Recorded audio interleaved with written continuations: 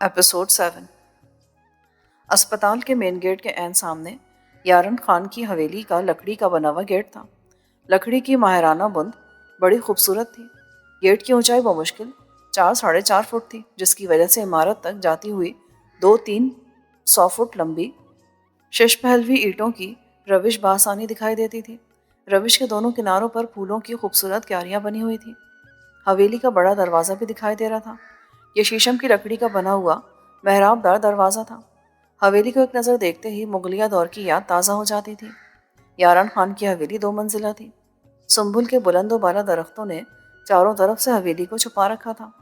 بلا شبہ 3 ایکڑ رقبے پر مشتمل یہ پرشکوہ حویلی نورپور کی سب سے خوبصورت حویلی تھی۔ اس حویلی میں داخل ہونے کی اجازت سردار حیات خان اور وریام خان سمیت کسی بھی شخص کو حاصل نہیں تھی۔ چونکہ یارن خان یہاں نہیں رہتا تھا، اس لیے یہاں کسی کے آنے کا جواز بھی نہیں بنتا تھا۔ یارن خان کے 2 نوکر یہاں رہائش پذیر تھے، جو نہ صرف حویلی کی صفائی ستھرائی اور دیکھ بھال کرتے تھے، بلکہ حویلی کے چاروں طرف پھیلے ہوئے جدید طرز کے باغ کی آبیاری بھی کرتے تھے۔ یارن خان نے دنیا جہاں کے خوبصورت پودے، ان گنت رنگوں کے گلاب اور پھول یہاں اکٹھے کر رکھے تھے۔ مور پنکھ، سرو، املتاس جیسی قدرتی رعنائیاں میں نے یہیں دیکھی تھیں۔ پودوں اور درختوں کی ایسی بھی ان گنت اقسام یہاں موجود تھی جن کے مجھے یا کھالے کو نام تک نہیں آتے تھے۔ یارن خان کی حویلی کے جنوبی سمت میں شریف آرائی کا گھر واقع تھا۔ گھر کے آگے ڈیرہ نما جگہ پر اس نے آٹا پیسنے والی چکی لگا رکھی تھی، جو پیٹر انجن پر چلتی تھی۔ ایک چھوٹی آرا مشین بھی نصب کر رکھی تھی، جسے جمعے کے جمعے چلایا کرتا تھا۔ نورپور اور اطراف کے چارپائی ساز اور مستری لکڑی چرانے کے لیے اکٹھے ہو جایا کرتے تھے اور اس کی روزی روٹی کا سامان کرتے تھے۔ شریف آرائی کا بے دانت پوپلا منہ ہر وقت ہلتا رہتا۔ وہ ہکلاتا بھی تھا۔ تبان بڑا مزاحکار اور زندہ دل واقع ہوا تھا۔ جس محفل میں بیٹھ جاتا گل و گلزار کر دیتا۔ میں نے دیکھا کہ وہ چکی کے اگلے صحن میں چارپائی بننے میں مصروف تھا۔ یہ اس کی پارٹ ٹائم جاب تھی۔ عام استعمال کی چارپائیاں بننے کے ساتھ ساتھ وہ جہیز کی رنگین پایوں والی چارپائیوں کو رنگ برنگے سوت سے بنتا تھا۔ اسے اس کام میں اتنی مہارت حاصل تھی کہ اس کی بنی ہوئی چارپائی کو دیکھنے والا انگشت بدلتا رہ جاتا تھا۔ میں چند لمحوں کے لیے تھم سا گیا۔ اسے چارپائی کے ارد گرد مخصوص انداز میں چکراتے دیکھتا رہا، پھر آگے بڑھ گیا۔ خالہ گھر میں نہیں تھا۔ میں اس کے باپ کے پاس کچھ دیر بیٹھا باتیں کرتا رہا۔ دور کہیں ہارن بجا۔ بخشو لوہار نے فوراً کہا، شہر پتر، تیرا یار آ گیا ہے، ویگن کا ہارن سنائی دے رہا ہے۔ خالے کی ویگن کا ہارن علاقے بھر میں مشہور تھا، ہر کان گلی شناسا تھا۔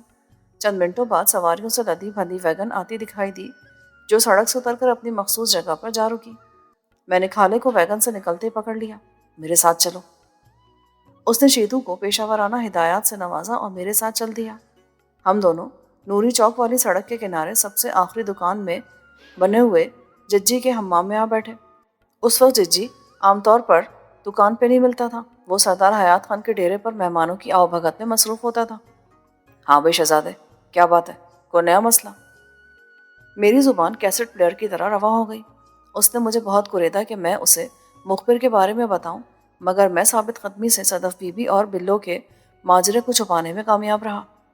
شہرے، معاملہ خطرناک صورت اختیار کر گیا ہے۔ میرا خیال ہے کہ رات کو ڈاکٹر شاہ جی کی کوٹھی پر ڈاکوؤں کی صورت میں خان کے بندے حملہ ور ہوں گے۔ ہم سوائے شاہ جی کو خبردار کرنے کے کچھ بھی نہیں کر سکتے، اور یہ کام تم کر ہی چکے ہو۔ میں نے اس بات میں سر ہلا دیا۔ شاہ جی کو چاہیے کہ رات بھر کے لیے شہر چلا جائے، مگر وہ بھی تو بہت ضدی ہے۔ اس کی جگہ پر میں ہوتا تو میں سردار حیات خان کے ڈیرے پر رات گزارتا۔ کیا مطلب؟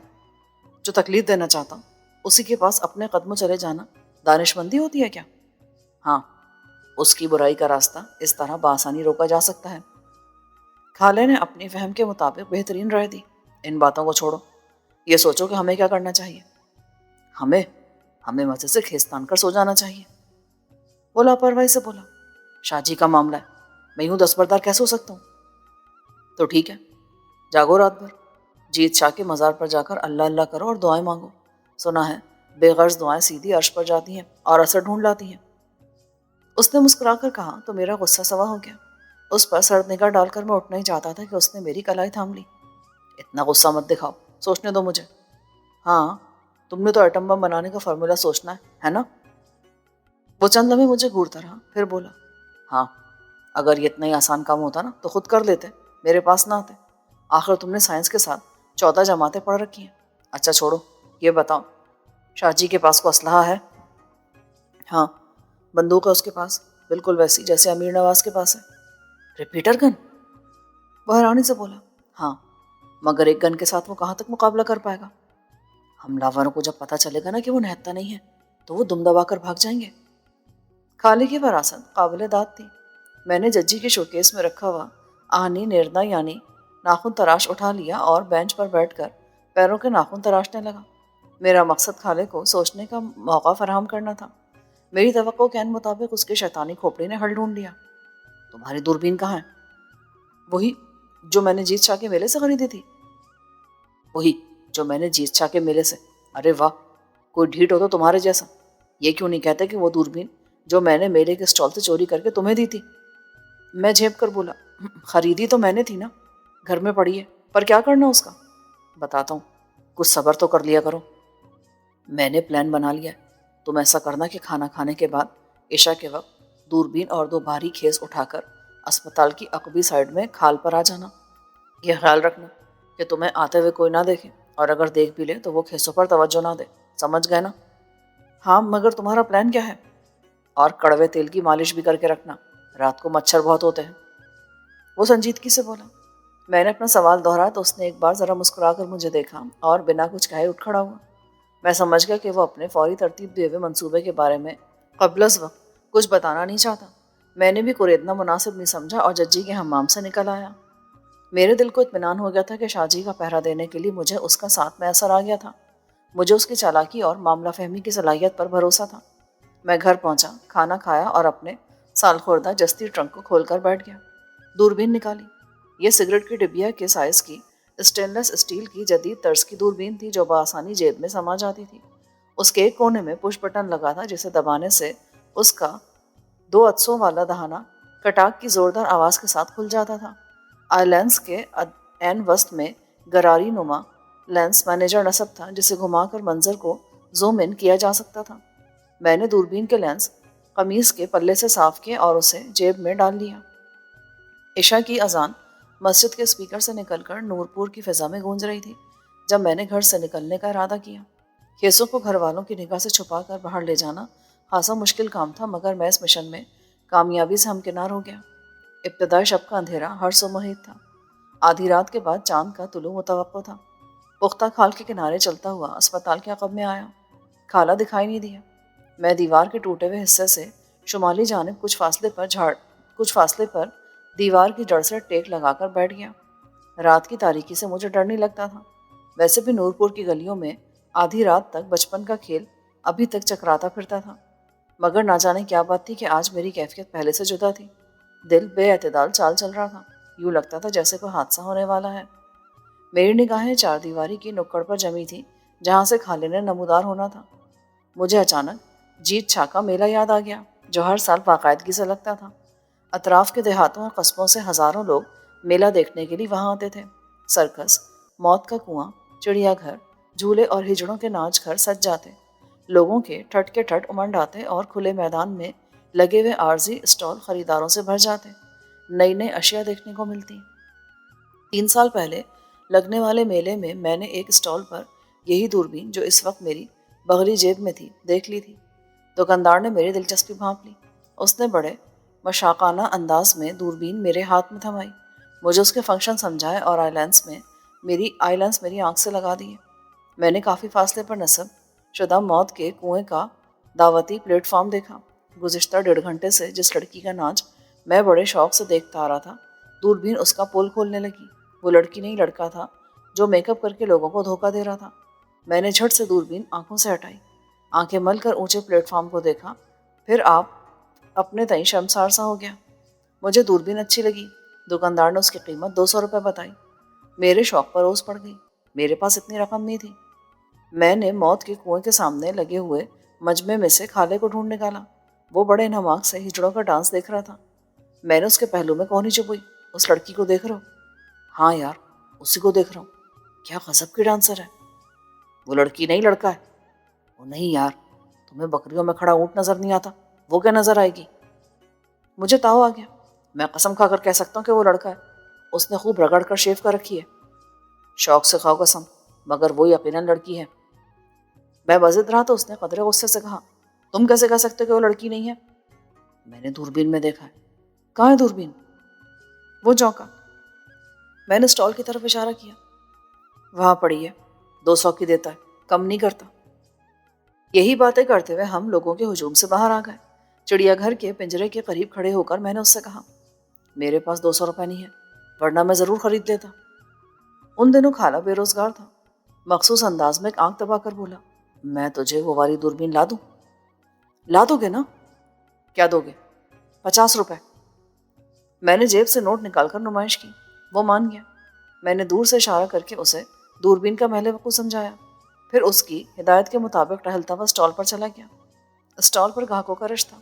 میں نے عقبی حصے میں لٹکے ہوئے فٹ بال کو دیکھنے کی خواہش ظاہر کی۔ وہ فٹ بال اتارنے کے لیے عقبی حصے میں چلا گیا۔ اس کا ساتھی چھوٹی سی کھلونا کشتی کے چلانے کا طریقہ گاہک کو بتا رہا تھا۔ ایسے میں مجھے گاہکوں کے بیچ میں خالے کی ایک جھلک دکھائی دی تھی۔ دکاندار میرا مطلوبہ فٹ بال لے آیا۔ میں اسے ٹھوک بجا کر دیکھنے لگا۔ اسے مصروف کرنے کے لیے پوچھنے لگا کہ اس کا بلیڈر کیسا ہے، وال اور نوزل کا کیا پوزیشن ہے، کیا یہ سیالکوٹ کا بنا ہوا ہے، وغیرہ وغیرہ۔ تھوڑی دیر میں وہ عاجز آ گیا۔ باؤ، لگتا ہے تمہارے پاس پیسے نہیں ہیں، ادھر لا فٹ بال اور چلتے بنو۔ جب جیب میں پیسہ ہونا تب میلہ دیکھنے کے لیے آنا چاہیے۔ چل شاباش۔ میں نے غصے بھری ایک نگاہ اس پر ڈالی اور فٹ بال اس کے ہاتھوں میں تھما دیا۔ ارد گرد دیکھا، خالہ نظر نہ آیا۔ ریک پر نگاہ ڈالی تو دوربین بھی نظر نہ آئی۔ میرے من میں لڈو پھوٹنے لگے۔ خالہ اپنے مشن میں کامیاب ہو گیا تھا۔ میں تیر کی طرح میلے کے لیے مختص بے فصل کھیتوں پر مبنی میدان سے نکلا۔ خوشی تھی کہ سنبھالے نہیں جا رہی تھی اور تاب انتظار بھی نہ تھی، اس لیے سیدھے راستے پر جانے کی بجائے فصل چیر کر آن کی آن میں افسر علی کے گھر کے نکڑ پر پہنچا۔ وہاں خالہ میرا منتظر تھا۔ میں نے بےتابی سے دوربین مانگی۔ نہ سجن، پہلے وہ نوٹ دو جس کی شو ماری تھی تم نے۔ میں نے اس کا مطالبہ پورا کر دیا۔ اس نے جیب میں ہاتھ ڈالا اور دوربین نکال کر میرے پھیلے ہوئے مشتاق ہاتھ پہ رکھ دی۔ میرے کمرے میں بیٹھ کر ہم دونوں نے اس کے استعمال پر دسترس حاصل کی۔ بعد میں یہ دوربین خالے کے بہت کام آئی۔ وہ اپنے کمرے کی چھت پر بیٹھ کر بآسانی شموں کو تاڑ لیا کرتا تھا۔ اس کی حرکات و سکنات کا جائزہ لیتا رہتا اور ملاقات ہونے پر اسے حیران کرنے کے لیے بتاتا کہ وہ فلاں وقت کیا کر رہی تھی۔ ایسے وقت میں خالہ نکڑ پر نمودار ہوا۔ مجھے دیکھ کر تیز تیز قدموں چلتا ہوا میرے پاس آ گیا۔ ہاں شرے، تیار ہونا تو؟ ہاں۔ گھر والوں سے کیا بہانہ کیا؟ میں نے کہا کہ میں شاجی کے یہاں پڑھنے کے لیے جا رہا ہوں، دیر ہونے کی صورت میں وہیں سو جاؤں گا۔ وہ ارد گرد دیکھتے ہوئے اسپتال کی حدود میں داخل ہو گیا۔ میں اس کی تقلید میں سنبھل کر چل رہا تھا۔ وہ اسپتال کی مرکزی عمارت کی مشرقی نکڑ تک گیا، پھر رک کر بولا، کیا اس دیوار پر چڑھ جاؤ گے؟ میں نے حیرت سے کہا، چڑھ تو جاؤں گا مگر کیوں؟ اس نے جواب دینے کے بجائے جوتے اتارے، انہیں اپنی قمیض کے پلو سے باندھا اور بندر کے سی پھرتی سے ٹیپ شدہ دیوار پر کھڑکی میں لگی گرل اور نکڑ کی اینٹوں پر ہاتھ جما کر اوپر چڑھتا گیا۔ اس 14-15 فٹ اونچی دیوار پر چڑھنا آسان کام نہیں تھا، مگر ہم دونوں اس کام میں غیر معمولی مہارت رکھتے تھے۔ یارن خان کی حویلی میں بار بار داخلے کی کوششوں نے ہمیں دیواروں پر چڑھنے کے ہنر میں طاق کر دیا تھا۔ خالہ چھت پر پہنچ گیا اور ہاتھ کے اشارے سے مجھے اوپر بلانے لگا۔ میں نے باری باری دونوں کھیس اوپر پھینکے، اس نے تھام لیے۔ جوتے اتار کر خالصتاً خالے کی تکنیک پر عمل پیرا ہوتے ہوئے قمیض کے اگلے پلو سے باندھے اور ہاتھ پیروں کی انگلیاں گرل اور اینٹوں کے درمیانی خلا میں پھنسا دی۔ چند منٹوں میں چھت پر کھڑا تھا۔ پختہ اینٹوں کی رگڑ سے میری انگلیاں چھل گئی تھی اور پوروں میں شدید جلن ہو رہی تھی۔ چھت پر پختہ اینٹوں کا فرش بنا ہوا تھا اور صاف ستھرا تھا۔ ہم ننگے پاؤں چلتے ہوئے مغربی منڈیر تک آئے۔ منڈیر چھت سے 1.5 فٹ اونچی اور خاصی مضبوط تھی۔ یہاں سے شاجی کی کوٹھی کی چھت صاف دکھائی دے رہی تھی۔ خالہ بولا، تم نے تو کہا تھا کہ شاجی چھت پر سوتا ہے۔ میں نے اپنی آنکھوں سے اسے چھت پر سے اترتے دیکھا تھا۔ ابھی شاید وہ اپنے کمرے میں بیٹھا ٹی وی دیکھ رہا ہوگا، کچھ دیر کے بعد آ جائے گا چھت پر، دیکھنا۔ خالے نے ایک کھیس فرش پر بچھایا، آلتی پالتی مار کر بیٹھ گیا۔ جیب سے پاکٹ سائز ریڈیو، ایک 24 غلل اور چند غلے نکال کر کھیس پر ڈھیر کر دیے۔ دوسری جیب سے 2 پٹاخے، سگریٹ کیس اور ماچس بھی نکال کر رکھ دی۔ میں نے اس دوران قریب پڑی ہوئی چند اینٹوں کو اٹھایا اور کھیس کے نیچے رکھ کر سرہانے کی شکل دے دی۔ خالے نے ریڈیو آن کیا۔ بغیر ٹیوننگ کیے ہی ملتان اسٹیشن کی نشریات ننھے سے اسپیکر سے پھوٹنے لگی۔ اس ریڈیو پر صرف ملتان چلتا تھا۔ ٹیوننگ نوب گھومتی تھی مگر کام نہیں کرتی تھی۔ میں نے تجسس کے ہاتھوں مجبور ہو کے پوچھا، پروگرام کیا ہے؟ وہ معصومیت سے بولا، پہرا دینا ہے بس۔ یعنی تماشا دیکھنا ہے بس؟ تو اور کیا ہم نے بندوں کو پڑکانا ہے؟ تو پھر یہ کیوں اٹھا کر لائے ہو؟ چڑوں کا شکار کھیلنا ہے کیا؟ میرا اشارہ غلال کی طرف تھا۔ تو کیسے گنڈوں کو مار بھگا جا سکتا ہے؟ تم سے کچھ بعید بھی نہیں ہے۔ اور ہاں، ان پٹاخوں کا کیا کردار ہے ہمارے مشن میں؟ دیکھ لو گے تم۔ اس نے جان چھڑانے والے انداز میں کہا، یہ تمہارے پاس کہاں سے ہے خالے؟ نورپور میں تو کسی دکان پر نہیں ملتے۔ بہرام خان نے شادی کے موقع پر منگوائے تھے، میں نے 2-4 اپنے پاس رکھ چھوڑے تھے۔ یار کچھ بتاؤ تو صحیح، کیا کرنے کا ارادہ رکھتے ہو؟ شاہ جی نیند پر قابو نہیں پا سکے گا، سو جائے گا۔ جب خطرہ محسوس ہوا تو اسے ایسا چٹ کر غلہ ماروں گا کہ نیند آنے واحد میں اڑن چھو ہو جائے گی۔ اس کے پاس گن ہے، بیدار ہونے پر حملہ وروں سے خود ہی نمٹ لے گا۔ ہم دونوں شاہ جی کے لیے بس یہی کر سکتے ہیں۔ خالے نے اطمینان سے جواب دیا۔ مجھے غصہ تو آیا مگر میں خاموش رہا۔ اسے تاؤ دلانا نقصان دہ ثابت ہو سکتا تھا۔ ایسے وقت میں شاہ جی کی چھت پر نقل و حرکت محسوس ہوئی۔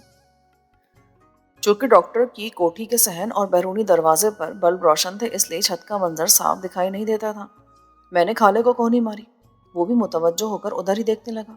کچھ دیر کے بعد جب آنکھیں دیکھنے کی عادی ہوئیں تو شاہ جی نظر آیا۔ وہ بانس کی سیڑھی اوپر کھینچ رہا تھا۔ کچھ ہی دیر میں وہ بستر بچھا کر لیٹ گیا۔ منڈیر کے قریب لیٹنے کی وجہ سے وہ ہماری نگاہوں سے اوجھل ہو گیا۔ فاصلہ اور اندھیرا حائل ہونے کی وجہ سے ہم یہ نہیں دیکھ پائے تھے کہ اس نے اپنے دفاع کے لیے کیا انتظامات کیے تھے۔ میں نے اگر اس کے بستر میں گن نہ رکھی دیکھی ہوتی تو ہمیں اس کی موجودگی کا علم بھی نہ ہو پاتا۔ خالے نے دھیمی آواز میں کہا، او یار، تیرا ڈاکٹر تو پاگل پن کی حد تک بے خوفہ انسان ہے۔ میں نے محض کندھے اچکانے پر اکتفا کیا۔ دیکھ یار شہرے، وہ اتنے مزے سے بستر میں لیٹ گیا جیسے اسے کوئی ڈر، کوئی اندیشہ لاحق نہ ہو۔ سی بھی کیا بے نیازی۔ خالے کے لہجے میں ہلکی سی برہمی تھی۔ اگر وہ ایسا نہ ہوتا تو خان اس کا دشمن کیوں بنتا؟ ہاں، یہ تو تم نے ٹھیک کہا بالکل۔ اچھا یہ بتاؤ، کوٹھی کا دروازہ اس وقت کھلا ہوگا؟ اس نے اچانک پوچھا۔ یقیناً، کیونکہ میں نے آج تک کوٹھی کے دروازے کو کبھی بند نہیں دیکھا۔ خالے نے مجھ سے دوربین لی، آنکھوں پر لگائی اور گھٹنوں کے بل منڈیر کے ساتھ ساتھ چلتے ہوئے چھوٹے کوارٹروں کے اندر جھانکا۔ مشرقی منڈیر سے چمٹ کر کافی دیر تک تاکہ جھانکی کرتا رہا، پھر جھک کر چلتا ہوا فرش پر بچھے کھیس پہ آ گیا۔ یار شرے، یہاں تو مچھر بھی بہت ہے۔ خنکی میں تھوڑا اضافہ ہو تو مچھر دم دبا کر بھاگ جائے گا۔ ریڈیو پر فرمائش کا پروگرام نشر ہونے لگا۔ خالے نے مجھے ہاتھ اٹھا کر خاموش ہونے کا اشارہ کیا اور کان لگا کر سرائیکی نغموں کا فرمائشی پروگرام سننے لگا۔ میں جانتا تھا کہ اس کی لاپرواہی قطعاً مصنوعی تھی۔ وہ اندر ہی اندر گہری سوچ میں غرق تھا۔ میں نے دوسرا کیس اوڑھ لیا۔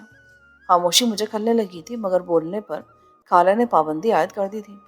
اچانک ڈاکٹر کی کوٹھی کی سمت واقع پہلے کوارٹر کے صحن کا بلب روشن ہو گیا۔ میں چونک کر منڈیر کے قریب سرکا، جھانک کر دیکھا۔ چونکہ کوارٹر کے صحن اور میرے بیچ کوارٹر کے کمرے حائل تھے، اس لیے مجھے آدھا صحن دکھائی دے رہا تھا۔ ایک سایہ سامنے والی دیوار پر لہرایا۔ چند ہی لمحوں میں مجھے ڈسپینسر دکھائی دیا جو نپے تلے انداز میں چلتا ہوا دیوار تک پہنچا۔ منڈیر پر ہاتھ رکھ کر فضا میں بلند ہوا۔ ڈاکٹر شاہ جی کی کوٹھی کو دیکھتا رہا، پھر بائیں ہاتھ والی دیوار تک گیا، جھانک کر اسپتال کے مین گیٹ کی طرف دیکھا اور بغیر کچھ کیے برآمدی کی سمت بڑھا۔ پھر دیوار پر سایہ لہرایا اور صحن کی بتی بجھ گئی۔ خالہ ہاتھ کے اشارے سے مستفسر تھا۔ میں نے اسے ڈسپینسر کی مشکوک سرگرمی کے بارے میں بتایا۔ اس کا مطلب ہے کہ ڈسپینسر بھی آج رات کو کھیلی جانے والی گیم کا حصہ ہے۔ مجھے اس کی بات سے اتفاق تھا۔ 12 بجے کے قریب یارن خان کی حویلی میں استادہ اونچے سنبلوں پر سے آدھے چاند نے جھانک کر ماحول کو خاصا روشن کر دیا۔ خالے نے سرگوشی کی، شہرے، کیا اس ڈسپینسر کو ڈاکٹر کے چھت پر سونے کا علم ہے؟ میں گھبرا سا گیا۔ میرا خیال ہے کہ اسے نہیں پتا۔ اگر اسے پتا ہے تو لازمی طور پر اس نے خان کے آدمیوں کو بتا دیا ہوگا، معاملہ بگڑ جائے گا۔ خالے کے لہجے میں تشویش تھی۔ میں نے نفی میں سر لایا، غور کیا، سجھائی دیا کہ ہم نے ڈاکٹر کو چھت پر چڑھتے ہوئے اس لیے دیکھ لیا تھا کہ ہم اس کی چھت سے قدرے بلند چھت پر چڑھے ہوئے تھے، جبکہ ڈسپینسر کے کوارٹر میں کھڑے ہونے سے ڈاکٹر کی حرکت دکھائی نہیں دے سکتی تھی۔ میں نے پریقین انداز میں کہا، خالے، مجھے یقین ہے کہ ڈسپینسر کو پتہ نہیں ہے۔ وہ کچھ نہ بولا بلکہ ریڈیو کی ناکارہ ٹیوننگ نوب گھمانے لگا۔ اس نے اندازہ کر رکھا تھا کہ شاہ جی پر حملہ کرنے والے 1 سے 2 بجے تک کے دورانیے میں اسپتال میں داخل ہوں گے۔ کیونکہ واردات کے لیے یہ مناسب ترین وقت گنا جاتا ہے۔ اس کا اندازہ درست ثابت ہوا۔ 1:30 کا عمل تھا جب یارن خان کی حویلی کے درختوں کے اوپر متحرک روشنی کے عکس کو دیکھ کر کھالا اٹھ بیٹھا۔ چند لمحے جنوب کی طرف منہ اٹھائے ساکت بیٹھا رہا، پھر سرگوشی میں بولا، کھیل شروع ہو چکا شرح۔ وہ کیسے؟ میں چونکا۔ نوری چوک کی طرف سے آنے والی کوئی گاڑی نورپور کی حدود میں داخل ہو رہی ہے۔ خالے نے سنبل کے درختوں کے اوپر کی طرف انگلی لہرا کر کہا، یہ اسی کی ہیڈ لائٹس ہیں، اب تم خاموش رہنا، کوئی سوال مت کرنا۔ میں نے بطور احتیاط ڈسپینسر کے کوارٹر میں جھانکا۔ وہ بائیں ہاتھ والی دیوار کے ساتھ چپکا ہوا دکھائی دیا۔ میں نے کھیس پر پڑی ہوئی دوربین اٹھا کر آنکھوں سے لگائی تو مجھے وہ ٹارچ بھی دکھائی دی جو اس نے مکڑ رکھی تھی۔ کسی گاڑی کے انجن کی گھڑگھڑاہٹ فضا میں گونجی۔ خالہ بلی کی طرح منڈیر سے چپک گیا اور مجھے بھی نیچے کی طرف کھینچ لیا۔ میری حالت خاصی دگرگوں تھی، یوں لگتا تھا جیسے میری رگ رگ میں بے چینی اور خوف بھر گیا ہو۔ حالانکہ میں زندگی میں پہلی بھی کئی مرتبہ ایسی صورتحال سے دوچار ہو چکا تھا، مگر میں اپنی زندگی کے اس رخ کو ملتان کے کالج ہاسٹل میں ہی چھوڑا تھا۔ میں جیسا نورپور سے گیا تھا واپسی پر بالکل ویسا ہی تھا۔ آج بھی اگر خالہ میرے ساتھ نہ ہوتا تو میں ایسی جرأت کا مظاہرہ نہیں کر سکتا تھا۔ انجن کی آواز قریب آ گئی۔ ہم نے دیکھا کہ بجھی ہیڈ لائٹس والی ہائلکس ویگن اسپتال کے گیٹ سے کچھ دوری پر آ کر رک گئی۔ اس کے عقبی حصے میں سے 3 آدمی نیچے اترے۔ چاند چونکہ آدھا تھا، فاصلہ بھی زیادہ تھا، اس لیے ان کی حیت کے بارے میں کچھ پتہ نہیں چلا تھا۔ ایسی وقت میں ڈسپینسر نے ہاتھ میں پکڑی ٹارچ کو 3 مرتبہ روشن کر کے اوکے کا سگنل دیا۔ خالہ نے سرگوشی کی، شہرے، جب میں کہوں تم نے دونوں پٹاخوں کو آگ لگا کر پھینک دینا ہے۔ خیال رہے کہ ایک کسی سرکاری کوارٹر میں جا گرے، دوسرا گلی کے پار کسی گھر کے صحن میں، اوکے؟ اس سے کیا ہوگا؟ سب لوگ جاگ جائیں گے، گھروں سے نکل آئیں گے اور حملہ آوروں کے لیے مشکلات پیدا ہو جائیں گی۔ اور ہم کیا کریں گے؟ چپ چاپ تماشا دیکھیں گے۔ تم یہ خیال رکھنا کہ ڈسپینسر کے کوارٹر میں گولہ نہ پھینک دینا، وہ دشمنوں کا مورچہ ہے، سمجھے؟ میں نے اس بات میں سر ہلایا۔ ہماری نظریں متوارر اسپتال کے گیٹ پر لگی ہوئی تھیں۔ تینوں سائے جالی دار گیٹ تک آئے اور کوئی آواز پیدا کیے بغیر گیٹ کھول کر اندر داخل ہو گئے۔ عمومی طور پر اسپتال کا گیٹ رات کو بند کر دیا جاتا تھا، مگر اس شب کھلا ہوا تھا، جو یقیناً ڈسپینسر کا کام تھا۔ خالے نے ہاتھ بڑھا کر غلیل اٹھائی اور غلہ ڈال کر کھینچ مارا۔ اس کا نشانہ واقعی کمال کا تھا۔ بچوں کے کھیلنے والی شیشے کی گولی اڑتی ہوئی ڈاکٹر کی چھت پہ گری۔ میرا اندازہ تھا کہ وہ سوئے ہوئے ڈاکٹر ہی کو لگی ہوگی یا اس کے بہت قریب گری ہوگی۔ خالے نے برق کسی مستعدی سے 2-3 غلے ڈاکٹر کی چھت پر داغ دیے۔ اس وقت تک تینوں نوارد ہمارے سامنے شاہجی کی کوٹھی کی طرف جانے والی اینٹوں کی روش پر پہنچ چکے تھے۔ قریب ہونے پر واضح ہو گیا تھا کہ ان تینوں میں بیچ میں چلنے والا سایہ نسوانی تھا۔ تینوں بڑی مستعدی سے چلتے ہوئے کوٹھی کے دروازے تک پہنچے۔ بلب کی روشنی میں تینوں کے خد و خال تو دکھائی نہیں دیتے تھے، مگر ان کے حلیے صاف نظر آ رہے تھے۔ عورت نے سبز دوپٹہ اور نارنجی رنگ کے کپڑے پہنے ہوئے تھے، جبکہ دونوں مرد سفید لباس میں تھے۔ دونوں لمبے تڑنگے اور جسیم تھے۔ ڈاکٹر کی چھت پر کوئی نقل و حرکت نہیں تھی۔ ہم دونوں نے اپنی پوری توجہ ان تینوں کی حرکات پر مرکوز کر دی۔ ہم یہ نہیں سمجھ پا رہے تھے کہ نوواردوں کے ہمراہ عورت کا کیا کام تھا۔ عورت نے دروازے پر دستک دی۔ اس کے دونوں ہمراہی دروازے کے سامنے سے ہٹ گئے اور دیوار کے ساتھ چپک کر کھڑے ہو گئے۔ میں نے اسپتال کے بیرونی گیٹ کی طرف دیکھا۔ گاڑی ریورس ہو رہی تھی۔ چندی لمحوں میں وہ مکانوں کی اوٹ میں جا کر میری نظروں سے اوجھل ہو گئی۔ دستک کا جواب نہ پا کر عورت نے دوسری مرتبہ دروازہ کھٹکھٹایا۔ پھر بھی کوئی رد عمل دکھائی نہ دیا تو اس نے دروازے کو آہستہ سے دھکیلا۔ دروازہ کھل گیا اور عورت ارد گرد دیکھ کر اندر گھس گئی۔ میں سانس روکے آنکھیں پھیلائے دیکھ رہا تھا۔ خالے نے میرے کان میں کہا، میں سارے کھیل کو سمجھ گیا ہوں، یہ عورت مریضہ بن کر ڈاکٹر کے پاس آئی ہے۔ میرا حلق سوکھ رہا تھا، کچھ کہنا چاہتا تھا مگر کہہ نہ پایا۔ خالے نے پٹاخوں اور ماچس کی طرف اشارہ کیا۔ میں نے احتیاط سے سرک کر مطلوبہ اشیاء اٹھا کر ہاتھ میں کر لی۔ کئی منٹ گزر گئے۔ دیوار کے ساتھ چپک کر کھڑے ہوئے ایک شخص نے ڈسپینسر کو ہاتھ لہرا کر کوئی مخصوص اشارہ کیا۔ ڈسپینسر نے پھر گیٹ پر ٹارچ کی روشنی پھینکی جو جالی دار گیٹ میں سے گزر کر یارن خان کی حویلی کی دیوار پر پڑی۔ یک لخت سوئے ہوئے ماحول میں عجیب نوعیت کی افراتفری پیدا ہو گئی۔ دروازے کے پاس کھڑے ہوئے دونوں شخص گلا پھاڑ پھاڑ کر چیخنے لگے۔ اندر سے عورت کے چیخنے کی آوازیں بھی ماحول میں ہولناکی پیدا کرنے لگیں۔ سردار حیات خان کی حویلی کے سامنے سڑک پر کھڑی ویگن کی ہیڈ لائٹس روشن ہو گئیں۔ چکراتے ہوئے ایمرجنسی بلب کی نیلی روشنی گھومنے لگی اور ہوٹر کی تیز آواز نے نورپور کے پرسکوت ماحول کو آنن فانن تہس نہس کر دیا۔ ایسے میں خالے نے میرے پہلو میں زور سے کونی ماری۔ میں نے فل فور دیا سلائی جلائی اور دونوں پٹاخوں کے فیتوں کو آگ لگا کر دونوں اطراف میں یکے بعد دیگرے پھینک دیا۔ اندھیرے میں ویگن دکھائی دینے والی گاڑی در حقیقت پولیس وین تھی جو تیز رفتاری سے اسپتال کے مین گیٹ تک آئی۔ ایک اہلکار برق رفتاری سے نیچے اترا، گیٹ کھولا اور ہنگامی حالت میں اندر داخل ہوتی ویگن کے عقبی بمپر پر بمشکل چڑھ پایا۔ جو ہی گاڑی روش پر مڑی، میرے پھینکے ہوئے دونوں پٹاخے پھٹ گئے۔ کان پھاڑ دینے والی آواز نے رہی صحیح کسر پوری کر دی۔ ہمارے دیکھتے ہی دیکھتے نور پور ہڑبڑا کر بیدار ہو گیا۔ بتیاں روشن ہو گئی، گلیوں میں مرد دکھائی دینے لگے جو بھاگم بھاگ اسپتال کی طرف آ رہے تھے۔ گاڑی میں سے 7-8 پولیس والے اترے اور گنے سنبھالتے ہوئے آگے پیچھے دوڑتے ہوئے شاہ جی کی کوٹھی میں گھس گئے۔ اسپتال کے کوارٹروں میں خواب دیدہ رہائش پذیر جاگ کر باہر نکل آئے تھے اور آنکھیں پھاڑ پھاڑ کر نہ سمجھ میں آنے والے منظر کو سمجھنے کی کوشش کر رہے تھے۔ ڈسپینسر دوڑ کر پولیس وین کے قریب ہو گیا تھا۔ سفید کپڑوں میں ملبوس دونوں افراد اور پولیس والوں کو کوٹھی میں گئے 10-15 منٹ گزر گئے۔ اس دوران اسپتال کے گیٹ پر مجمع سا لگ گیا۔ نورپور کا شاید ہی کوئی مرد ہو جو وہاں موجود نہ ہو۔ مہیب شور پاپا تھا، ہر آواز کانوں تک آ رہی تھی مگر اپنا مفہوم واضح نہیں کر پا رہی تھی۔ خالے نے سرگوشی کی، اندر کو گڑبڑ ہو گئی ہے شرے۔ کیا ہوا؟ میرا دل دھک سے رہ گیا۔ یہ تو پتہ نہیں کہ کیا ہوا، پر یہ اندازہ ہے کہ جو ہوا بہت برا ہوا ہے۔ خالو نے تشویشناک لہجے میں کہا، ڈاکٹر نیچے تو نہیں اترا؟ ہاں، مگر اندر کیا ہو رہا ہے؟ میرا خیال ہے ڈاکٹر کو تلاش کیا جا رہا ہے۔ میں نے ناگا اسپتال کے مین گیٹ کی طرف دیکھا۔ لمبا تھڑنگا بخت خان دکھائی دیا جو ایک سپاہی کو دھکیلتا ہوا اندر داخل ہو رہا تھا۔ اس کے پیچھے پیچھے انگنت افراد اسپتال میں گھس آئے۔ ہر کوئی پریشان تھا کہ آدھی رات کو اسپتال پر کیا قیامت آ گئی کہ قریشی موڑ میں واقع تھانے سے پولیس کو اسلحہ تانے نورپور آنا پڑا۔ بخت خان تیز تیز قدموں سے چلتا ہوا ڈاکٹر کی کوٹھی کے سامنے کھڑی پولیس وین کی طرف بڑھا۔ ایسے میں خالے نے مجھ سے کہا، چل بھائی شرے، ہمارا کام ختم، ہم بھی نیچے اتر کر تماشا دیکھتے ہیں۔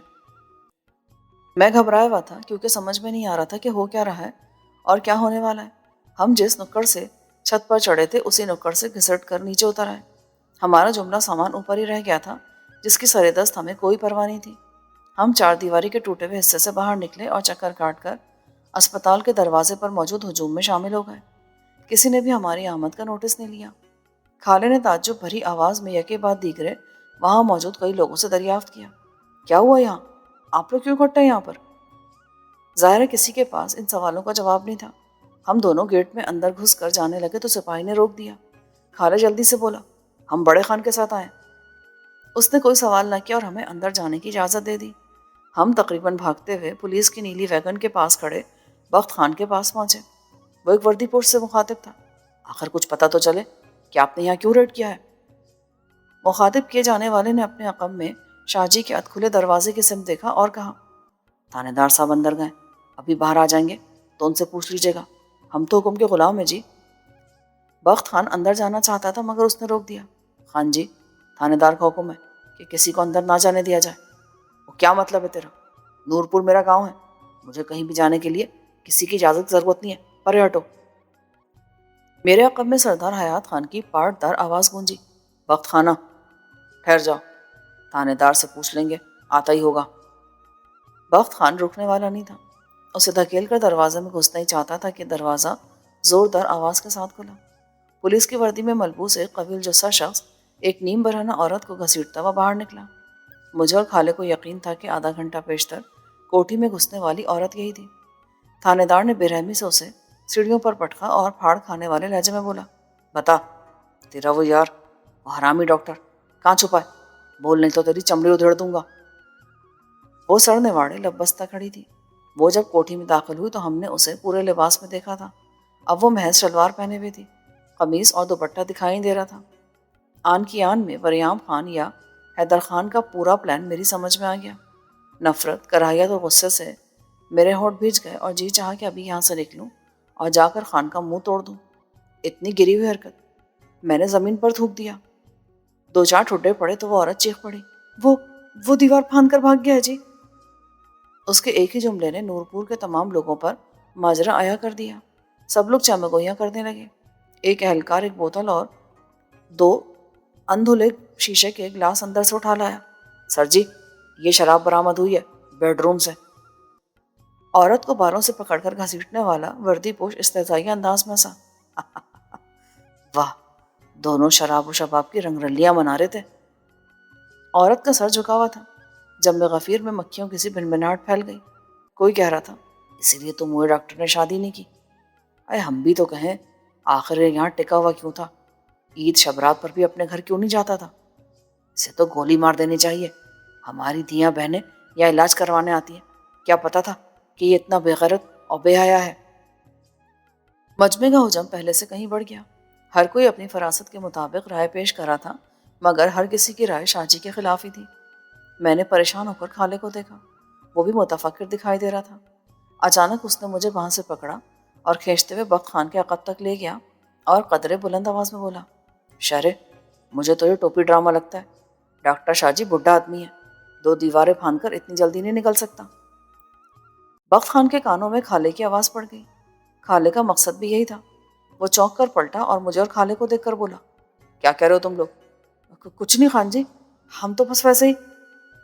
کھالے نے گھبرانے کی ایکٹنگ کی۔ سیدھی طرح بتاؤ، نہ مجھ سے برا کوئی نہیں ہوگا۔ بخت خان بھڑک اٹھا۔ خالہ بولا، میں تو جی شہرے سے کہہ رہا تھا کہ شاہ جی بڈھا آدمی ہے، وہ ایسی حرکت نہیں کر سکتا۔ مگر یہ عورت اس کوٹھی سے گرفتار کی گئی ہے۔ خالے کی منشا کے مطابق بخت خان کے ذہن میں شک کا کیڑا رینگ گیا تھا۔ ایسے میں ہمارے اطراف میں شور پڑ گیا۔ پولیس والے لوگوں کو پرے دھکیلنے کی کوشش کرنے لگے۔ سردار حیات خان نے ہم دونوں کو بخت خان سے محو گفتگو دیکھا تو جھٹ سے قریب آ گیا۔ خالے، او اشارے، جاؤ امیر نواز کو بلا کر لاؤ۔ بخت خان اس کی چالاکی کو تاڑ گیا۔ نہیں خان، میں ان سے کچھ پوچھ رہا ہوں، تم کسی اور کو بھیج دو۔ حیات خان نے مجھے کڑی نگاہوں سے گھورا۔ اس کی آنکھوں سے آیا پیغام کو میں نے دانستہ نظر انداز کیا۔ خالہ کہہ رہا تھا، خان جی، آپ اس عورت سے شاہ جی کا عمر، حلیہ اور دیگر ایسی باتیں پوچھیں جن سے واضح ہو جائے کہ اس نے واقعی شاہ جی کو دیکھ رکھا ہے۔ بخت خان نے قدم بڑھائے۔ خالہ نے فاتحانہ نظروں سے مجھے دیکھا اور ہولے سے بخت خان کے عقب میں چلا گیا۔ بخت خان اپنی روبدار آواز میں کہہ رہا تھا، تھانے دار صاحب، 1 منٹ، اس عورت کو ویگن میں بٹھانے سے پہلے مجھے کچھ پوچھنے دیں۔ کیا پوچھنا ہے آپ نے؟ تھانے دار نے چونک کر کہا، آپ کے سامنے ہی پوچھوں گا۔ اے بی بی، بول، تو نے دیکھا شاہ جی کو؟ وہ خاموش رہی۔ بخت خان نے مزید سختی سے پوچھا تو وہ سر اٹھا کر بولی، یہ بھی کوئی پوچھنے والی گل ہے جی؟ پوچھنے والی ہے جبھی تو پوچھ رہا ہوں، بولو۔ مجمع کو سانپ سونگھ گیا۔ بخت خان کو باز رکھنا نورپور میں کسی کے بس کی بات نہیں تھی۔ حیات خان نے کچھ کہنا چاہا تو بخت خان نے غصے بھری نظر سے اسے دیکھا۔ خان، کہہ رہا ہوں نا کہ اس معاملے میں ٹانگ نہ اڑاؤ، میں بھی دودھ کا دودھ اور پانی کا پانی کر دیتا ہوں۔ عورت گڑبڑا گئی۔ اس نے شاہ جی کو نہیں دیکھا تھا۔ بخت خان نے پوچھا، بتا، ڈاکٹر شاہ جی کی داڑھی کتنی لمبی ہے؟ وہ جی، اتنی۔ عورت ہکلا گئی۔ اس نے ہاتھ کے اشارے سے بتلایا تھا کہ داڑھی بالشت بھر لمبی ہے، جھوٹ کے پاؤں نہیں ہوتے۔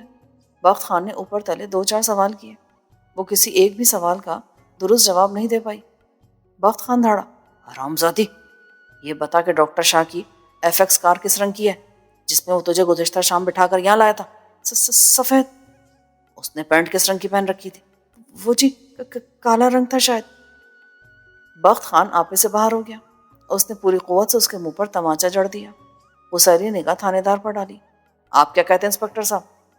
کیا مطلب؟ وہ بخت خان کا سوال نہیں سمجھ پایا۔ یہ رافع جھوٹ بکری ہے۔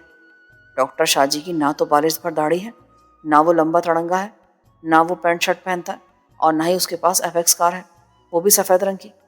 اس کے پاس تو ایک پرانی سی موٹر سائیکل ہے، پھٹ پھٹی۔ وہ اس قماش کا آدمی نہیں ہے۔ آپ سے تو میں یہ پوچھ رہا ہوں کہ آپ نے اتنا بڑا پلان بناتے ہوئے بنیادی جزیات پہ توجہ کیوں نہیں دی؟ بخت خان کا لہجہ بڑا آکڑ تھا۔ یہ آپ کیا کہہ رہے ہیں خان صاحب؟ میں نے کون سا پلان بنایا جو آپ مجھے مورد الزام ٹھہرا رہے ہیں؟ تھانے دار کے لہجے میں ازحد درشتی تھی۔ کون ہے یہ عورت؟ بخت خان نے براہ راست اس کی آنکھوں میں آنکھیں ڈال کر کہا، میں نہیں جانتا اسے۔ یہ کس گاڑی پہ سوار ہو کے نورپور آئی تھی؟ میں نہیں جانتا، میں تو اپنے ڈالے پر آیا ہوں، اس کی تفتیش کروں گا تو بول پڑے گی۔ اچھا، اب میں چلتا ہوں، چند لوگ میرے ساتھ تھانے آئے بیان لکھوانے۔ تھانے دار نے بخت خان سے جان چھڑانے کی غرض سے نیم برہنہ عورت کو سرکاری ڈالے میں دھکیلتے ہوئے کہا۔ بخت خان نے اس کی کلائی تھام لی۔ نہ تھانے دار صاحب، آپ تب تک یہاں سے نہیں جا سکتے جب تک یہ فیصلہ نہ ہو جائے کہ شاہ جی کے خلاف کس نے اتنی بےہودہ پلاننگ کی ہے کیا آپ بتا سکتے ہیں کہ آپ کو کس نے رنگ رلیاں منانے والے جوڑے کے بارے میں مطلع کیا تھا؟ تھانے دار ایک ذرا ٹھٹکا، پھر چور نظروں سے سردار حیات خان کو دیکھا اور بولا، ہمیں مخبر نے اطلاع دی تھی۔ کون مخبر؟ یہ بتانا ضروری نہیں ہے۔ سردار حیات خان اپنے امزاد کو بازو سے پکڑ کر اپنی جانب کھینچ رہا تھا۔ اسے کچھ سمجھانا چاہتا تھا، وہ سمجھنا نہیں چاہتا تھا، اس لیے اس پر توجہ نہیں دے رہا تھا۔ تھانے دار علاقے کا انداتا تھا، جواب دہ ہونا پسند نہیں کرتا تھا۔ گفتگو اس مرحلے پر پہنچ گئی کہ اس کے لہجے میں تندی شامل ہو گئی۔ تب بخت خان نے کہا، انسپکٹر صاحب، میں بچہ نہیں ہوں، جانتا ہوں میں نورپور میں کون کیا کر رہا ہے۔ مجھے کل شام میں ہی ڈاکٹر منور علی شاہ نے بتا دیا تھا کہ اس پر شدید نوعیت کا حملہ ہونے والا ہے۔ تبھی میں نے سلیم شہزاد صاحب کو اپنے ہاں مدعو کر لیا تھا۔ اب بھی وہ میرے گھر میں محو استراحت ہے۔ اور چلو بشیریا، مہمان خانے میں سوئے ہوئے مہمان کو اٹھا لا، دیکھتا ہوں اس ڈرامے کا ڈائریکٹر اور رائٹر کون ہے۔ تھانے دار ٹھٹک کر رک گیا، ہراساں نظروں سے بخت خان کو دیکھنے لگا۔ چند ہی لمحوں میں اس نے محسوس کر لیا کہ بگڑا ہوا خان جھوٹ نہیں بول رہا بلکہ سچ کہہ رہا ہے، اور جو دعویٰ کر رہا ہے اسے پورا کرنے کی اہلیت بھی رکھتا ہے۔ کون سلیم شہزاد صاحب؟ اس نے گڑبڑا کر پوچھا۔ اس کے پوچھنے کے سراسیمگی آمیز انداز سے آیا تھا کہ وہ موصوف کو بخوبی جانتا ہے۔ بخت خان بدستور تن کر کھڑا رہا، اس نے جواب دینے کی زحمت نہیں کی۔ تھانے دار پھر بولا، کیا اپنے ایس پی صاحب کی بات کر رہے ہیں آپ؟ ابھی دیکھ ہی لوگے کون سلیم شہزاد۔ بخت خان کی آواز زخمی سانپ کی پھنکار لیے ہوئے تھی۔ میں نے جھٹ سردار حیات خان کی طرف دیکھا۔ خنکی کے باوجود اس کے ماتھے پر پسینے کے قطرے چمک رہے تھے۔ پولیس والوں کی حالت بھی خاصی ناگفتگو تھی، وہ اپنے ہی دام میں بری طرح پھنس چکے تھے۔ تھانے دار نے سب کو ویگن میں بیٹھنے کا اشارہ کیا اور خود برق رفتاری سے اگلی سیٹ پر بیٹھ گیا۔ ڈرائیور نے پہلے سے ڈالر سٹارٹ کر دیا تھا، صاف دکھائی دیتا تھا کہ وہ راہ فرار اختیار کر رہا ہے۔ بخت خان بپھر گیا، اس نے بلند آواز میں کہا، نورپور والوں، ان دھوکے بازوں کو گھیرے میں لے لو، یہ بھاگنے نہ پائیں، ایس پی صاحب بس آنے ہی والے ہیں۔ دیہاتیوں کے لیے خان کی شے کافی تھی، انہوں نے آنے واحد میں ڈالے کو چاروں طرف سے گھیر لیا۔ خالے نے جھٹ سے 2 اینٹیں ڈھونڈ نکالی جنہیں ڈالے کے ٹائروں کے پیچھے خاص تکنیک کے ساتھ ٹکا دیا۔ ڈالا آگے جا نہیں سکتا تھا کیونکہ اگلا بمپر دیوار سے بمشکل بالشت بھر کی دوری پر تھا۔